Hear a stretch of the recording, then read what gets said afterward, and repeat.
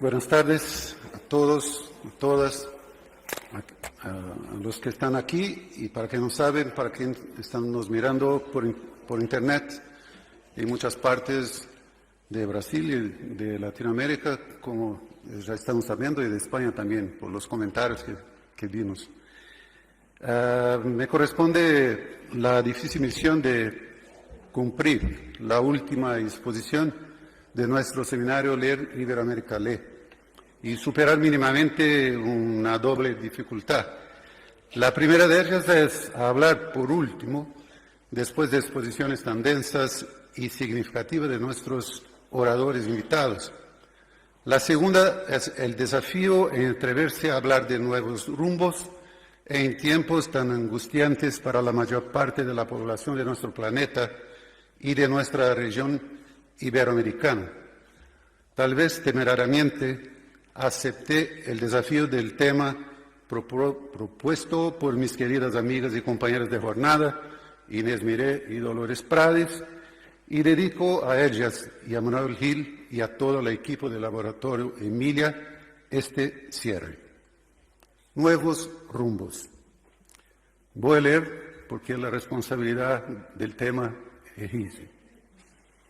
¿Qué significa hablar de nuevos rumbos en tiempos complejos y difíciles para la humanidad, donde horizontes utópicos y móviles de nuestra voluntad de vivir y crear son sustituidos por la predicación diuturna de distopías apocalípticas en que un nuevo concepto de verdad glorifica lo que es falso, opinativo, irracional, descalificador de la razón, fomentador del odio al trabajo intelectual y artístico. La llamada posverdad, que dispensa método científico, pruebas factuales irrefutables y los sustituye por opiniones de próceres del poder de la ocasión, es retrato legítimo del cinismo que suele acompañar tiempos como los que vivimos hoy. Es necesario calificar ese tiempo y principalmente comprender lo que está causando en la vida de las personas.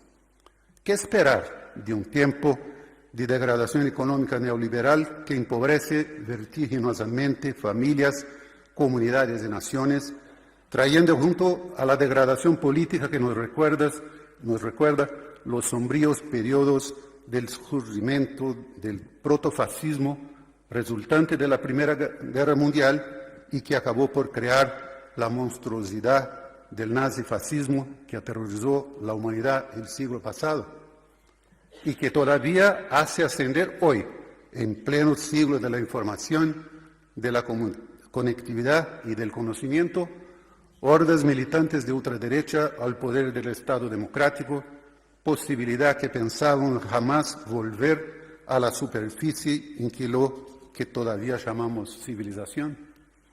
Nuestro tiempo pasa por hechos y decisiones tan densas, duras y estratégicas de la sociedad que estas cuestiones, que hasta hace pocos años podrían ser atribuidas a un discurso izquierdista, hoy son abiertamente asumidas por intelectuales de gran respetabilidad pública y insospechosos de ser anticapitalistas, como el Premio Nobel de Economía de 2001, el economista Joseph Stiglitz, quien en un reciente estudio publicado en abril de este año por el Roosevelt Institute de los Estados Unidos dispara en el corazón del sistema económico mundial.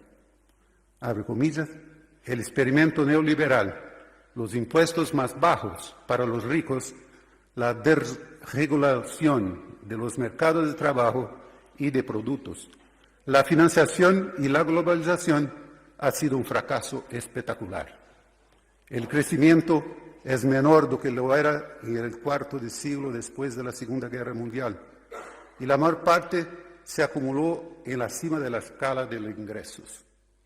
Después de décadas de ingresos estancados o incluso en caída para aquellos por debajo de los más ricos, el neoliberalismo debe ser declarado muerto e enterrado. Cierro comillas. Las consecuencias políticas de la aventura neoliberal de nuestro tiempo pueden ser observadas en la reflexión de la filosofía política. En una reciente conferencia, la filósofa brasileña Marilena Chauí de la Universidad de São Paulo clasificó el neoliberalismo como una nueva forma de totalitarismo.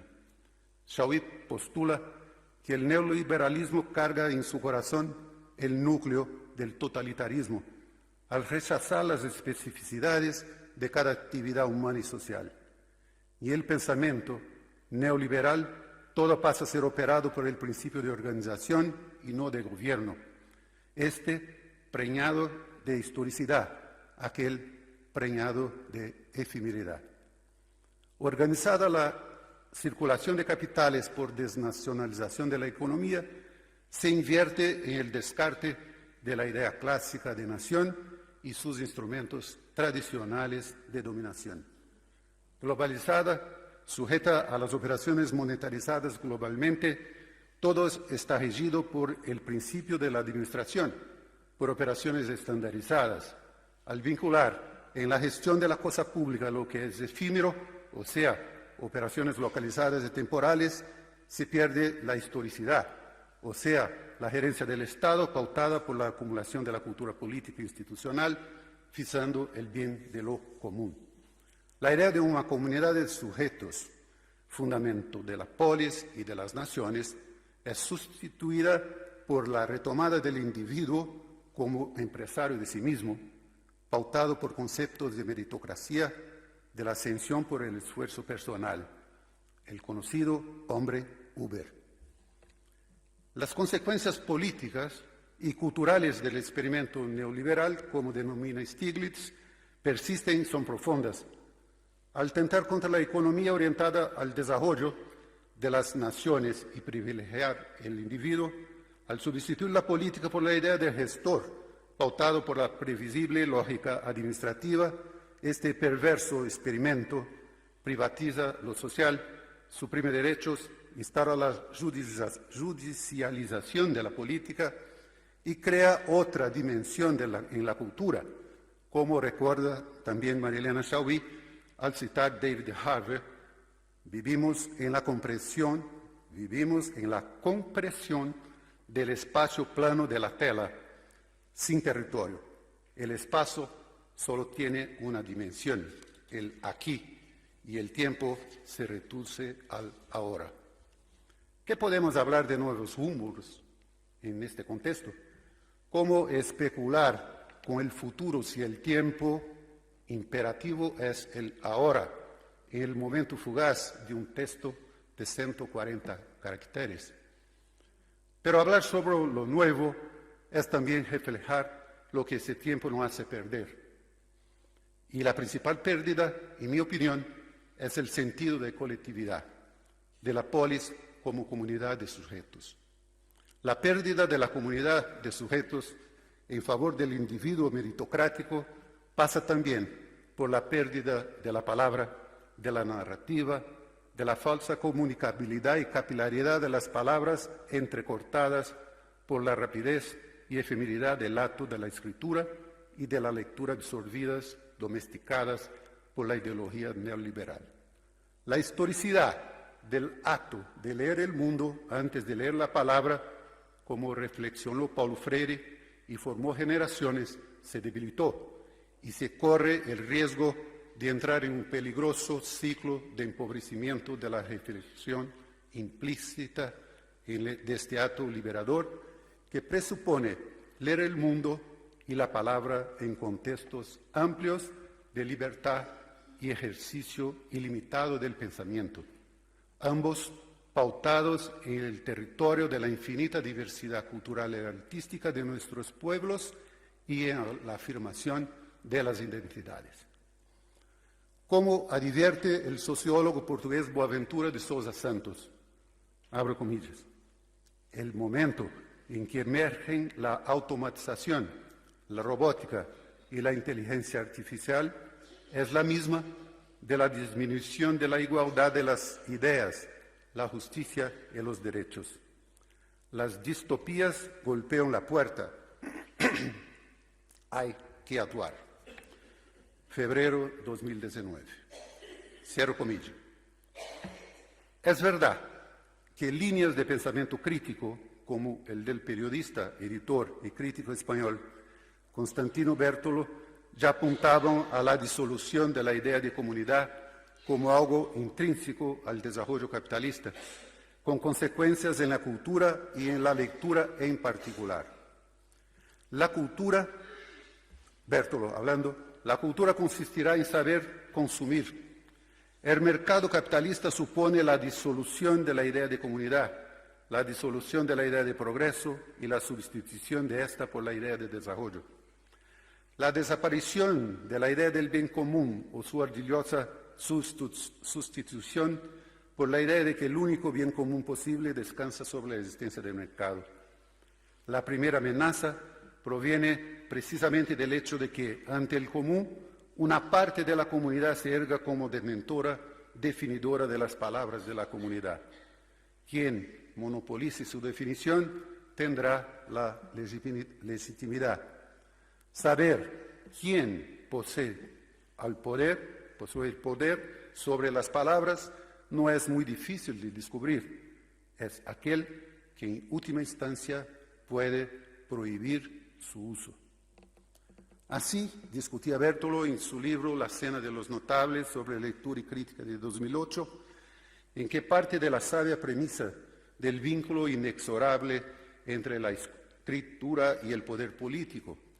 La escritura, sabemos, nació ligada al poder, aunque nos guste pensar que fue creada para dar voz, honor y acogida a la memoria. Sin embargo, y a pesar de todo lo que ese tiempo perverso trata de quitarnos, analizarlo es también mirar lo que se construye en él. No es difícil mirar esta construcción. Lo veo ahora, mirando a todos vosotros, aquí reunidos en torno al tema de la formación de lectores y con tantos ejemplos y reflexiones formadoras de esta ola virtuosa pro humanidad. Por las olas digitales, muchos aquí nos asisten en cualquier parte del mundo, como los amigos de Parelheiros en São Paulo, ¿no es verdad?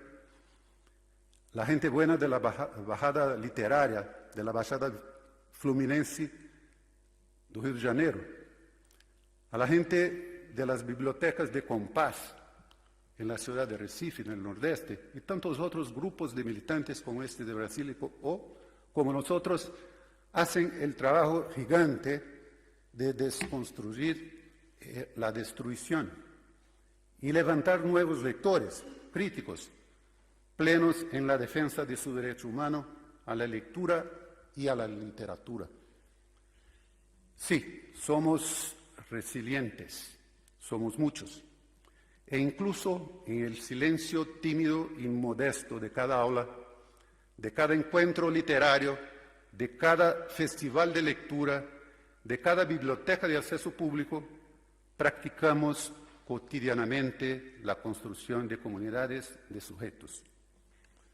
Es fundamental recordarnos, combatiendo la insistencia por el olvido que enfrentamos en el mundo del aquí y del ahora, de que la lectura, principalmente la lectura literaria, necesariamente reflexiva y dialógica con otros seres humanos, es aliada necesaria y inexorable de lo común, y así se expresa hoy y antes como un acto de resiliencia y agregación. El significado de la formación de nuevos lectores en contextos de retroceso democrático allí se resignifica como acto político y se inserta como defensa de las libertades de la autoría, de la edición libre y de la lectura diversa e incluyente. Contra las trampas del presente, que nos parece apocalíptico y oscurece la posibilidad de un futuro digno de ser llamado de humano, porque ahistórico, recordamos la sabiduría de los conceptos de tiempo de los antiguos griegos y que ciertamente nos ayudarán a reflexionar mejor. Cronos, el tiempo cronológico en su constante linealidad, y Kairos en su acción oportuna y única en el espacio determinado por Cronos. En esa dualidad temporal, Kairos tiene la posibilidad de realizar el momento oportuno, el mejor instante en el presente, aquel que logra alejar el caos y alcanzar la felicidad, transformando Cronos y su linealidad que parece a todos inexorable. Les pregunto, ¿cuántas veces hemos tenido y tenemos la alegría de presenciar este tiempo mítico de Kairos al lograr construir una biblioteca comunitaria y hacerla esencial para la vida de una comunidad entera? O al consolidar acciones de lectura efectivas e incluyentes, o al realizar una conversación agregadora como la de este seminario, o cuando, de manera inadvertida, percibimos los ojos luminosos de un nuevo lector.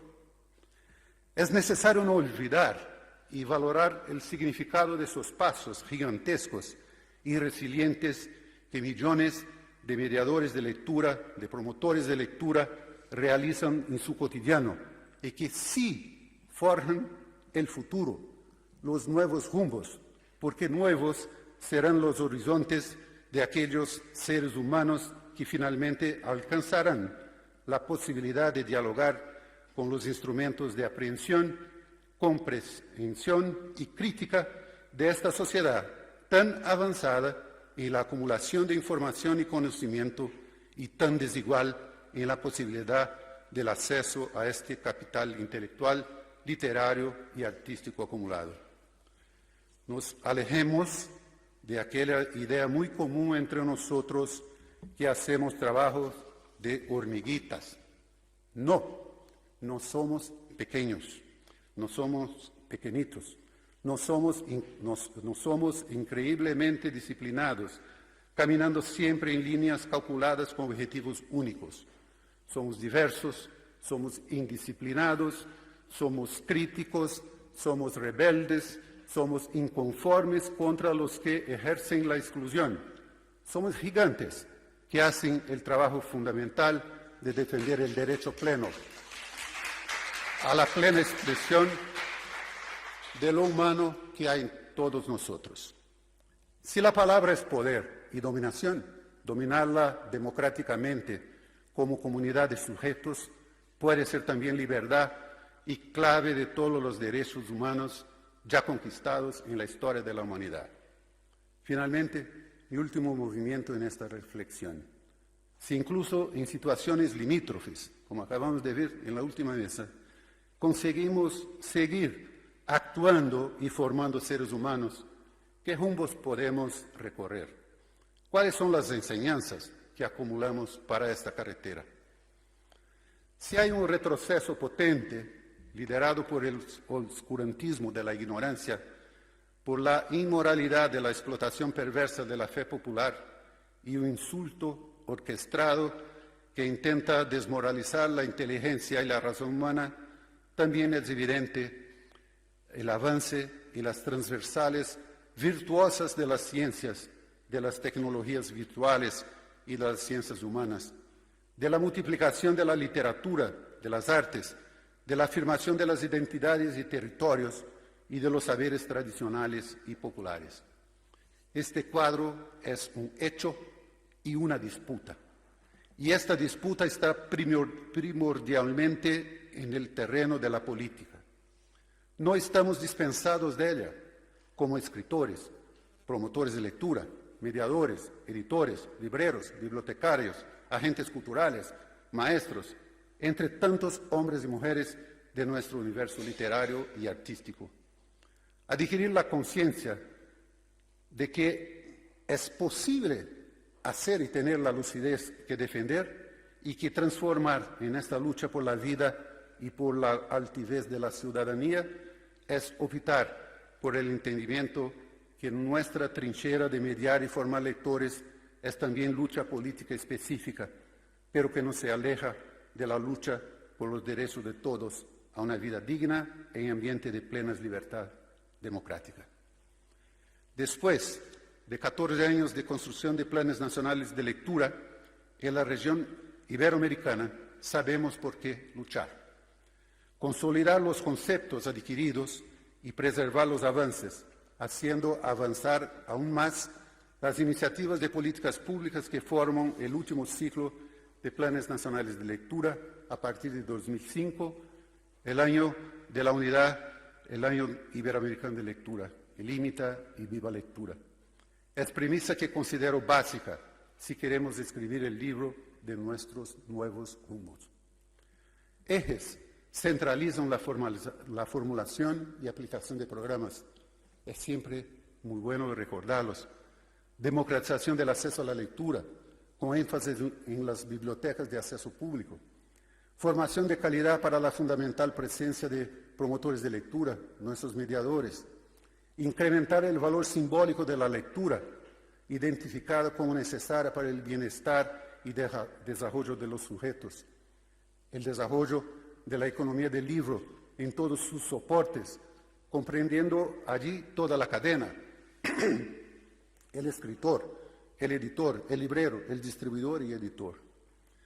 Con redacciones similares, nuestros países redactaron sus planes nacionales de lectura y ellos son nuestra carta de navegación. Y la dureza de la disputa con el oscurantismo del retroceso es fundamental que tener claridad de lo que hay que realizar. En Brasil me emociono y me quedo lleno de esperanza cuando recorriendo márgenes de mi país identifico en la brava gente que forma lectores las directrices y ejes de nuestro Plan Nacional de Lectura, mismo con el estado actual del gobierno federal protofascista que tenemos. Nada mejor para combatir la distopía de un mundo que se presenta negativando el horizonte de la utopía y presenta la apología del individuo y del aislamiento como clave para el éxito. Que una posición afirmativa que refleja la lucha diaria de millones de educadores humanistas, formales o informales, de los territorios iberoamericanos. Iberoamérica lee.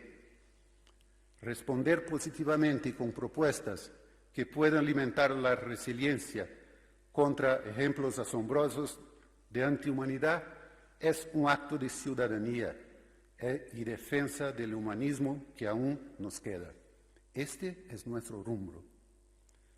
Cierro con la voz de los dos grandes editores brasileños, ambos profesores, maestros, ambos gente que gusta de gente. Unidos por la armonía de la literatura en sus territorios, tan diversos desde el agreste nordestino y de la meseta paulista. Ariano Suassuna nos deja la poesía de la esperanza. Comillas, no soy ni optimista ni pesimista. Los optimistas son ingenuos y los pesimistas amargos. Soy un realista esperanzado. Soy un hombre de la esperanza. Sé que es para un futuro muy lejano. Sueño con el día en que el sol de Dios va a esparcir justicia por el mundo. El otro, Antonio Cándido, formulador de la literatura como derecho humano, nos deja la lucidez de la acción política. Comillas. Lo que importa no es que los objetivos sean o no alcanzables concretamente en su soñada integridad. Lo esencial es que nos disponemos a actuar como si pudiéramos alcanzarlos, porque eso puede impedir, o al menos atenuar, el afloramiento de lo que hay de peor en nosotros y nuestra sociedad. Muy gracias y hasta 2020.